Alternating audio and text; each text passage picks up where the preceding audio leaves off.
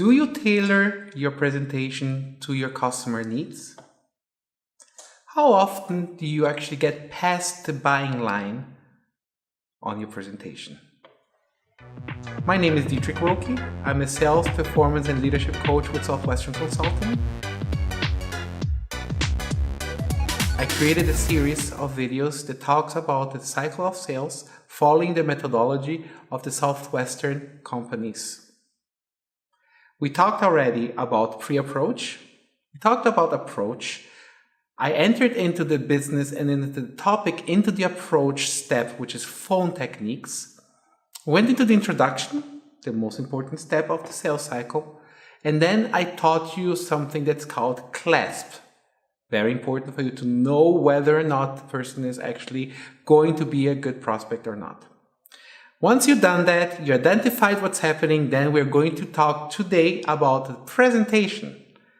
So if you're interested in this material, please subscribe to my YouTube so that you can see past videos and our last 3 videos in our series. So let's dive into it. Presentation. That is really the pitfall of a lot of salespeople. We love to talk about ourselves. We love to talk about our products, about our features. Now ask yourself a very serious question. How much time are you spending into the entire sales cycle in doing the presentation? Guess what? It should be the shortest part of the entire presentation. So if you're spending a lot of time, you need to rethink, because you might be talking so much about your products, yourself, that you passed the buying line, which I'm going to talk a little bit later. But it's important for you to identify that there is a moment in time where the person and your client wants to buy. And if you pass that time, he probably will not buy. Now, in order for you to do a very good presentation, first of all, you really need to understand the needs, and you need to tailor your presentation on the needs that you identified by doing the introduction. In order for you to do an effective presentation, it needs to be dynamic. It needs to really have most of its time with storytelling. We love storytelling. You need to talk about your needs, your benefits, and what it's really going to benefit in a storytelling. That's when people connect direct to your product. Another thing that's extremely important during a presentation is do not talk about features. Do not talk about the actual product. What you need to talk about is the benefits that your product really does. So instead of saying, I have an iPod with 1 gigabyte of data, you should say, iPod, 1,000 songs in your pocket. Totally different, right?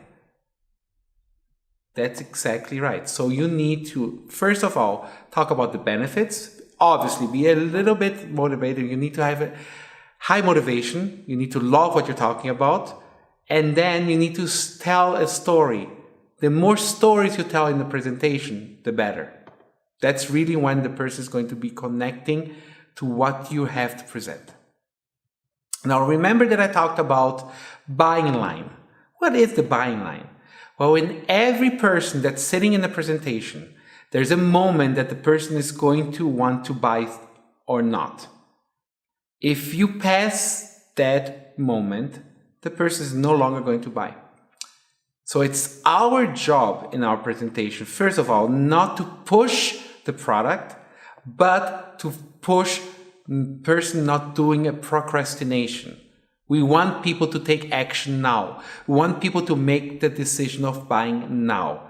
So our job is not to sell the product during a presentation, but it is to sell for them not to procrastinate and for them to make a decision right now.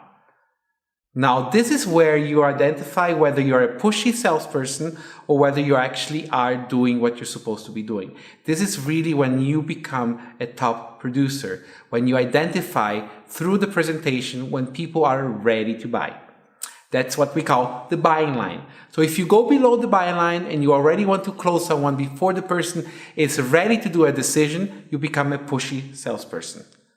When you talk so much about your product, that the person is like, I want to do it, but then you talk and talk, the person no longer wants to buy it. You passed the buying line. So it's your job to identify where the person is ready to buy, and it's a feeling, but there are a lot of other techniques that we unfortunately cannot dive into right now.